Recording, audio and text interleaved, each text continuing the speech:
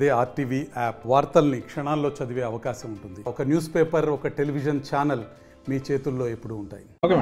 ఈ రోజున మహాశివరాత్రి పర్వదినం సందర్భంగా మరి పరమశివుని దర్శించుకొని మరి మా నియోజకవర్గ నాయకులందరితో ఇక్కడికి వచ్చి మరి దర్శించుకోవడం జరిగింది.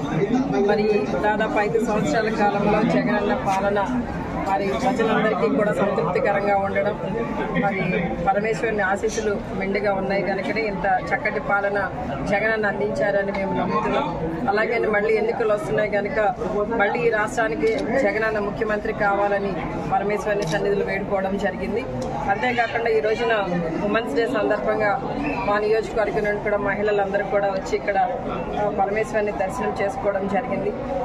అంటే ముఖ్యంగా ఈ మన జగనన్న పాలనలో, మన ప్రభుత్వంలో మహిళలందరికీ కూడా ఎంత ప్రాధాన్యత ఇచ్చారు, ఎంత గౌరవాన్ని ఇచ్చారు అనేది మనం చూసాం. ఈ రోజున ఇంత చక్కటి పాలన ముఖ్యంగా మా మహిళలందరికీ ఇవ్వడం, క్షేత్రస్థాయిలో ఉన్న మహిళలు వాళ్ళు ఆర్థికంగా బలపడాలి, పేదరికం నుండి దూరం అవ్వాలన్న సంకల్పంతో ఈ రోజున జగనన్న వాళ్ళందరూ కూడా మహిళా సాధికారత సాధించడానికి వాళ్ళందరికీ కూడా ఆర్థికంగా ఒక అన్నలా తమ్ముడులా సపోర్ట్గా ఉండే విధానం మరి ఈ రాష్ట్రంలో అందిస్తున్న సంక్షేమ పథకాలన్నీ కూడా మహిళల పేరిట ఇవ్వడం అనేది చాలా గర్వించదగ్గ విషయం. మన భారతదేశంలో కొన్ని రాష్ట్రాల్లో మహిళలు కూడా ముఖ్యమంత్రులుగా ఉన్నారు.